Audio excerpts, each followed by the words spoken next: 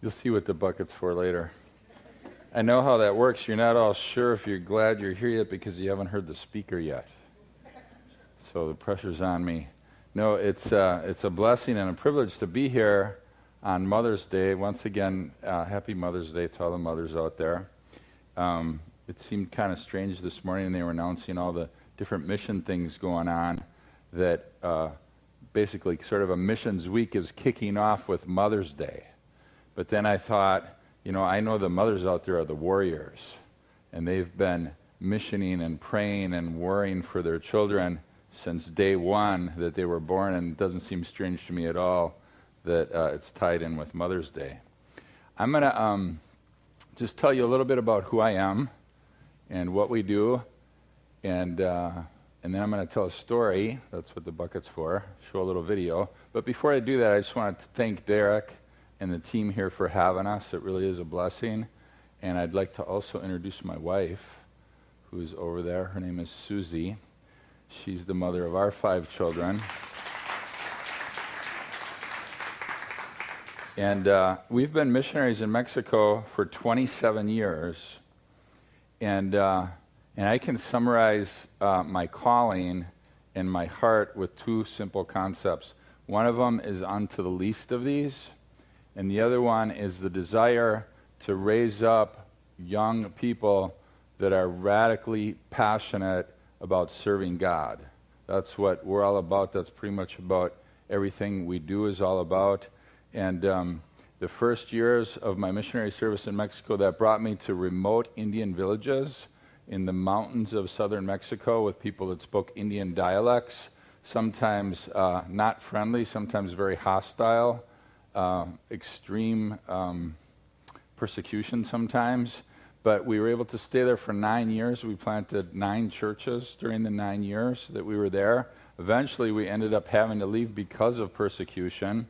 And when we left this village of 500 people, if you can imagine this and relate to this. We lived in this little small village up in the mountains of 500 people, and we moved to the city of Puebla, Mexico, which is a city of 3 million people. And when we moved there, we really didn't know what we were going to do. We weren't really sure. We knew God was going to do something different, but we didn't know what it was. And we were visiting other churches and visiting ministries and try to get an idea of where God was leading us. But as we did that, every place I went, I'd see these little kids on the streets. Sometimes just a few of them, sometimes in larger numbers in gangs, and groups of kids in the bus station, in the markets, by busy intersections and things like that. And I kept on, wondering what is up with these little kids. What's the story with these kids? Do they have a family? Do they have a house? Are they just poor? Are they street kids? What's going on? And then a day that God had ordained that changed my life for the rest of my life, I met a little boy in an intersection, in a really busy intersection on a busy street in Mexico. And I won't tell you the details of the whole story, but he was 8 years old. His name was Juan, and he had been living out on the streets by himself in a gang of other kids for about a year. So from when he was 7 years old to 8 years old, he lived in this gang.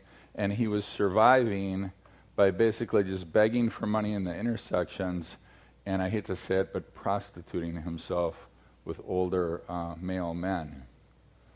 And as I talked to this little boy, again, I'm in this place where I'm asking God, what do you want us to do with the rest of our lives? What do you want us to do with the next phase of our mission service to you? And I'm confronted by this little boy. And I have to say, at the time, it was the biggest challenge I'd ever faced in my life. And one of the questions was, how do I preach the gospel to this little kid? How do I tell this little boy that God loves him? How is he going to believe me when I try and tell him that? And without having any other way to say it, I finally just came out and said, Juan, I don't know if you can understand this or relate to this or believe this, but there's an awesome, loving, powerful God out there, and he loves you. He has a plan for your life.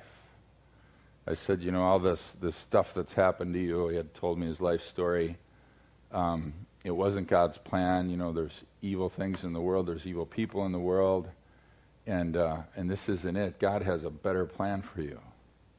As I was talking to him, he had bowed his head, and he was begging for money, and I wasn't sure if when I got done he was just going to look at me and say, would you just give me some money, just leave me alone. If you want to help me with some money or something. But when I got done, he lifted up his face, and he looked at me, he had tears in his eyes, and he said, will you please help me? I don't have anything, I don't have anyone, I have no place to go, and I don't know what to do. I don't want to live like this. Please help me. I'll never forget that moment. And that was the for us in our lives, the beginning of a big change that we didn't even comprehend at the time. Sometimes I think we still don't comprehend it. But it started us down the path to how do we get, all the legal permissions and approval from the government and support and understanding to build a place, to have a place specifically for kids like Juan. A place where these kids can get off the streets and come in and have simple, basic things that we've probably taken for granted our entire lives. Things like food and a bed, a roof over your head, safety at night, that you're not going to be attacked or something, basic medical care, and some love. And it started us down a path, as I said. We eventually got permits from the government. We started a place, we called it Esperanza Viva, which translated as Living Hope. And we call it Living Hope because knowing that Jesus is alive, Jesus gave his life for us. He died on the cross, but he rose again from the dead. As long as he's alive, there's hope. There's hope for little kids like Juan. There's hope for every single one of us in anything that we're facing. And we started this place, and that was 17 years ago. And since then, we've taken in almost or approximately 400 kids off the streets, boys and girls of all ages, each one with their own individual, incredible, sometimes, most oftentimes, tragic stories, and unique, every single one of them just unique in their own way. Since then, we've also started another church in the city that now has grown to about 700 people. And we started a ministry which I love as much as I love the orphanage, which is a ministry training center for young adults that desire to just sell themselves out for Jesus and serve the Lord. Many of them are desiring to be sent off to different countries around the world to start similar projects like the one we're doing. And we have an educational school, which was sort of a surprise to me because I planned on starting an orphanage, but once we got the kids in, I found out they can't go to normal school. A 14-year-old that's in second grade doesn't fit in. So we had to start a school, and now, after 17 years, we have our first kids actually in college and university in Mexico, which is an awesome thing for us. And we're going to show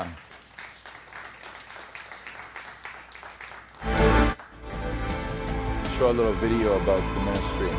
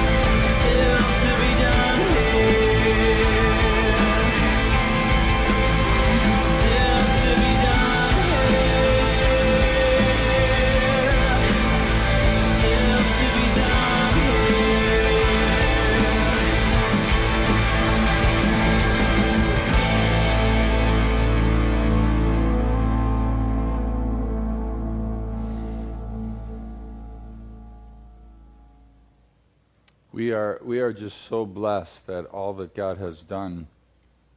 I talked about the kids with school, and when we first started, elementary school was obligatory. That was it. And then junior high became obligatory. Now high school is obligatory. But when we got into high school, that's a whole other challenge as far as teaching high school. And we got offered a correspondence course through the one of the most prestigious universities in the country, basically be the equivalent of Stanford University, saying, we're going to start high school and we're doing a correspondence high school course and we're going to offer it to you guys for free.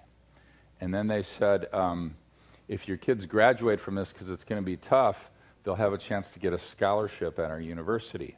So we said, great. We had our first kids graduate and we contacted them and said, hey, we got some kids, they got some pretty good grades. How about these scholarships? And they said, yeah, if they qualify, they can compete. And we said, what do you mean compete? Well, they score on a percentage in Mexico, so they have to have 85% average or above to be able to go and be tested. So we had a couple kids that had 85 or above, and we sent them in for testing. We didn't know what it was all about. They locked them up for 5 days. They did testing for 8 hours a day on every subject you can imagine. And this was being done on a national level. Anybody in the country that asked for the scholarship was put into this place and locked up on the university and given these tests.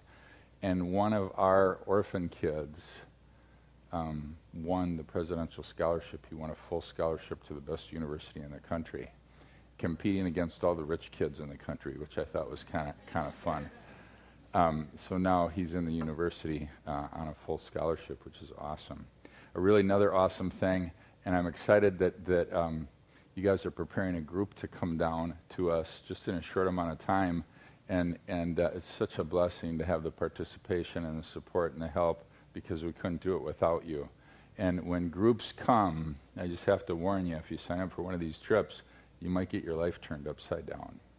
Something happens, and I can't explain it, but it's this dynamic of what God is doing, and these street kids and their stories and the group and people being taken out of their environment and they're hungry for Jesus, and God shows up, and it's just an awesome, awesome thing to be part of. And we're privileged just to be part of it. If you can sign up for one of those groups, I'd really encourage you. And to me, again, a lot of this comes as a surprise. How much God has moved and how much God has done and how much God works in the life of these kids and how much God works in the life of the people that visit us, but it really shouldn't be. It shouldn't be a surprise to us. In James 1:27, it says, pure and undefiled religion before God and the Father is this, to visit orphans and widows in their trouble. I didn't really realize how much God has a heart for the underdog, for the orphans, for the widows, for the most needy, unto the least of these, until we really started doing this ministry. And in Psalm 68:5, it says that a father to the fatherless is God. He's the father of all the fatherless, and he just loved these little kids. And to me, it's just so awesome. I've always wanted my life to count for something. We're here for a short time. We got one shot, it's going to be over, and I want it to be worth it. And I feel like I found the best of the best in being able to have a ministry and serve these little kids. And like I said, one child at a time, one student at a time, one visitor at a time, and each one just has their own incredible, unique story. And I want to tell a story today about one of our little boys that came in, and his name was Chucho. And I have a picture of him just a little while after he came to us. When he came, he was about 8. I think here he's about 9. And you can see he's got a bald spot on the top of his head. And he's a real stocky little kid. He was really strong. And Chucho came to us. He had been living with his grandparents, who were extremely old and poor and couldn't take care of him. And you can't see it in the picture, but he had whip marks, almost like a slave, like you've seen in movies, all over his back. And when we asked him what it was, he said his grandmother used to whip him with a wire, like an electrical cable that she whipped him with. And he came with a brother, and they said they were twins, but the funny thing is they weren't the same age and they didn't look anything like each other. And the brother, Chucho's kind of cute. The brother wasn't as lucky to be quite as cute as Chucho. And on part of the side of his head was kind of mangled, and he was missing a big chunk off of his ear. And I asked him one day, his name was Luis, what happened to your ear? And he said, one time when my grandpa was mad, and I thought it was curious because he didn't say he got mad at me, he just said my grandpa was mad, he hit me in the head with a brick. And I lost part of my ear when that happened.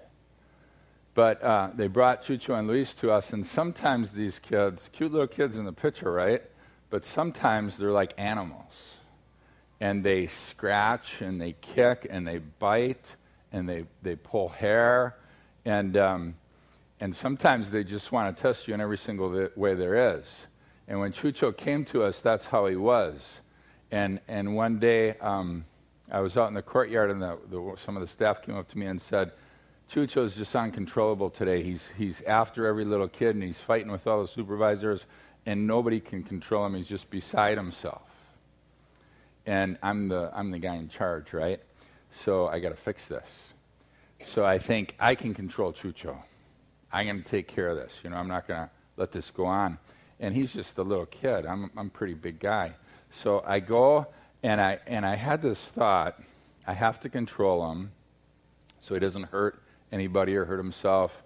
And I'm going to control him. I'm going to go, and I'm going to pick him up. I'm going to get my arms completely around his body and his arms, and I'm going to pick him up, and I'm going to hang on to him. And I thought I'm going to hang on to him pretty tight. I just want to hold him tight. For some reason, I thought this was going to work. And I went and I picked him up off the ground, and I saw a bucket in the courtyard, and I thought, okay, this is it. I said, Chucho, you're going to sit with me on this bucket.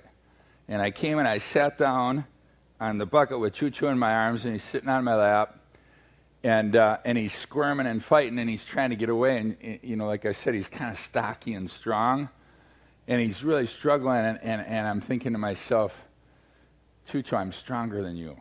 Don't do this. I'm just going to hang on. I'm not going to hurt you. I'm just going to hold you, but I'm not going to let go until you settle down. And he kept doing this, and he's going on and on and on. After about 10 minutes, I thought, I think I'm stronger than he is. I think I can hang on. And he just kept doing this, and he's working up a sweat, and I'm working up a sweat, and, he's going on and on. And I kind of wanted to give up, but I thought I better not. And I just held on to him. And eventually, his struggle got a little bit less. He was whimpering a little bit. I was talking to him, Chucho, just calm down, just settle down.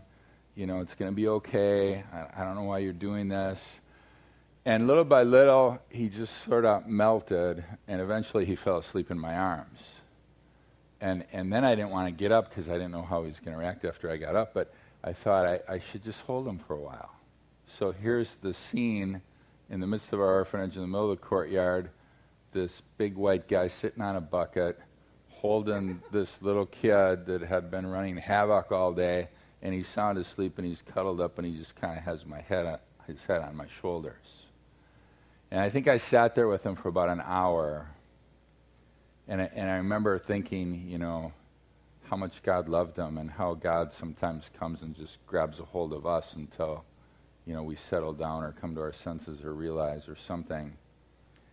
But after a while, he woke up, and he just kind of looked at me, and he didn't say anything, and he didn't do anything, and he didn't struggle, and he didn't try to get away. And I remember thinking, something happened. I don't know what it was. I don't know how it happened. I don't know what happened, but something happened. Something happened to Chucho that morning. After that, he was a different kid. He didn't fight. He didn't struggle. He didn't kick. He didn't bite. He didn't try to hurt people. And as the story goes on, Chucho grew up. He stayed in our orphanage for years and years and years, and he became one of the nicest, most helpful, courteous, respectful kids that we've ever had in the orphanage of all 400 kids that we've taken in. And came a time, and Chucho was turning 18, and we had a little cake and a birthday like we do for all the kids. But the following week, I was in my office, just working. Chucho came into my office, and he seemed like, there was something urgent. He had to talk to me, and he said, "Jerry, I got to talk to you. We really got to talk." And I could tell, something was going on. I thought, what could possibly be urgent, for Chucho? And I didn't say this before, but Chucho was born with learning disabilities, so he's kind of slow. Nicest kid you could possibly meet, but just not really, really intelligent. And he comes in, he says, "Jerry, we got to talk." And I said, "Yeah, Chucho, okay, what's going on?" And he said, "Well, I'm 18 now. I turned 18. And I'm like, "Yeah, I remember, we had a cake. Do you remember? We had the cake, a birthday party and stuff." He said, "Yeah, but the thing is, I'm 18 now, see, and I got to tell you because God's been telling me for years that when I turned 18, after I'm 18, I'm going to go find my mom now." And I'm thinking, I'm trying to figure this out. Wait a minute, Chucho, you came to us 10 years ago. Your grandparents, who were in their late 70s, dropped you off with us. They hadn't seen your mom for about 5 years at that time. A little while later, we brought you out there to try and visit your grandparents. It was hard to even find them. They still had no word of your mom. You haven't seen your mom since you were 5 years old or something, and we don't have a clue where she is. And I understood that she was older when you were dropped with us. She may not even be alive anymore. And I'm thinking all these things, and I'm thinking, how do I tell Chucho that this is an impossible dream? This is just, it can't happen. You don't understand, Chucho. Your mom's gone. And I'm thinking about this, and he sees me thinking, and he says, "Jerry, I'm 18 now, and God's been telling me this. God said I'm going to find my mom." And I'm going, "Yeah, but Chucho, that was way on the other side of the country, and we don't have the people or the money or the time, and he says, "No, Jerry, you don't understand. See, Mother's Day's coming up." And it was like a week before Mother's Day. And he said, "God told me I'm going to find my mom on Mother's Day." And now I'm just like, oh, poor Chucho. What am I going to tell this kid? And I don't even have words, and I'm trying to tell him all these things and explain it to him. And that costs hundreds of dollars, and we got to send social worker, and he says, "No, Jerry, you don't understand. God's been telling me this for a really long time. I've been saving my money. I have all the money. I know exactly how much it cost." We had been given Chucho like just a small allowance for snacks and things, like $5 a month. He's been saving this for years with this plan of once he turns 18, the first Mother's Day after his birthday, he's going to go find his mom. And I'm still trying to figure out how to tell him, after 10 years of, believe God, trust for miracles, you can do it. Chucho, you didn't hear right on this one. And he says, "Jerry, I'm 18 now. You just have to let me go do this." And he's hardly ever been outside the orphanage. He doesn't know his way around the city, let alone his way across the country. But he's got it all figured out. He's got a little map. He's got his money. He called. He found out how much the bus tickets were. And I finally realized I just have to let him go. I'll pick up the pieces afterwards, right? So I give him all my phone numbers. I give him my cell phone number. I make sure he's got my office phone numbers. Okay, Chucho, here's the deal. After 3 days, you can go. After 3 days, you have to call me. I don't care what happens. I don't care where you are, or if you found her or didn't found her. You have to promise me you're going to call me after 3 days. He says, "Okay." So he takes off, and the days are going by. I got my cell phone by me, and I'm kind of anxiously waiting. I'm planning for 3 days what I'm going to tell him when he calls, because I'm expecting a phone call, and he's going to be crying. He's going to be lost. he lost all his money, he got robbed. I don't know what happened, but it's going to be a disaster, right? And I'm waiting, and the days go by, and the phone rings, and I look at it. It's an unidentified number, and I'm going, oh, it's Chucho. I still don't know what I'm going to say. I answer the phone, and he goes, Jerry. And I said, yeah, Chucho, how you doing? Just a minute, my mom wants to talk to you. I'm like, what? Huh? And this lady gets on the phone, and she's, thank you so much. Oh, you took care of my Chucho, I love you. And she's going on, and I'm still kind of like, what? Who? Chucho. And Chucho gets back on the phone. He says, Jerry. And I said, what? So my mom gave her life to Jesus. I talked to her, and she prayed with me. And I found her on Mother's Day, Jerry. And I'm just like, what? Who? Chucho? And then he gets back and he says, I got a favor to ask. And I'm like, what? And he says, can I stay for 2 more days? Chucho, you can do anything you want, man. Just go for it. So he stayed, and then a few days later he came back. And he's telling me all about it. And he got to this village that he was told by his grandparents that they used to live in. And he went through the entire village looking for his mom, or looking for somebody that had heard of her or knew of her, and found a few people that had heard of her but hadn't seen her for years. And he was leaving the village on the 3rd day, basically almost defeated. And as he was leaving, walking out on a dirt road, he was praying, and he saw a lady coming from a distance that he couldn't even make out, and he knew in his heart that that was his mom. And as they got closer and they were able to begin to recognize each other, she hadn't been to that village for something like 15 years and felt like she was supposed to go back there on that day. She didn't know why. And she saw Chucho, and they literally, like a movie, ran into each other's arms and embraced each other and just stood there and cried for quite a while.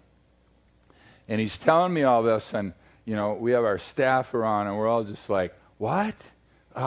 Okay, wow. I mean, Chucho, this is a miracle. But he's kind of sad. And I couldn't figure out why he's sad. And then, everybody kind of, after everybody else left, he said, Jerry, I just got to tell you something. And I said, what? And he said, I want you to know that I really love you guys and everything you've done for me. And I don't want you to feel bad, and I feel bad and all this, but I feel like I'm supposed to go take care of my mom now. And, of course, we're like, Chucho, I couldn't hear anything better than that. I mean, that's the best thing we could hear from you. That's right. This is great. I think you should do that. And so my mom's really poor, and she's kind of sick. And he says, but this is what God told me. I should have really, okay, wait a minute, God's talking to Chucho, I better tune in here. But he says, I'm going to go take care of my mom, I'm going to get a job, and I'm going to fix up her house, and I'm going to get her the medicine, and, I'm going to take care of her, but I'm going to do this for 2 years. And then I'm coming back. And I'm just kind of still in a daze. He says, Jerry, I'm coming back. I'm going to come back because I want to work in the ministry. And I still didn't believe him, but I thought, whatever, Chucho, just go and take care of your mom and see what happens. He says, I'm coming back in 2 years, Jerry.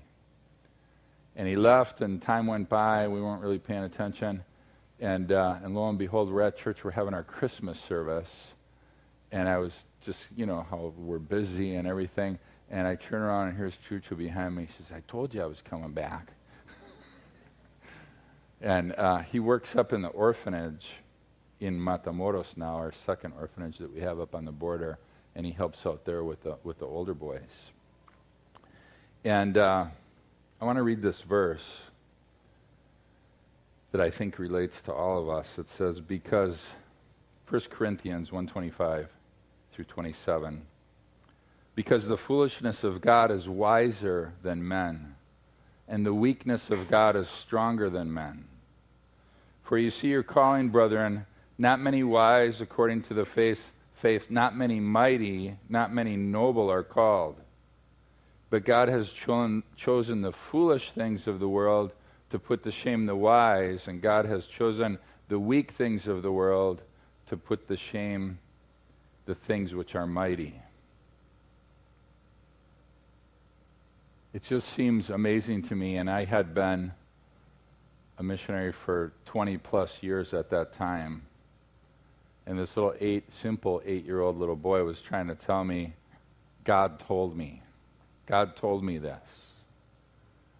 And it was beyond my ability to believe that God was really speaking to Chucho, and yet have the story that's even hard to believe of how after 15 years he went out on Mother's Day and found his mom in a remote Indian village. Something only God could do. And then he witnesses to her and brings her to the Lord.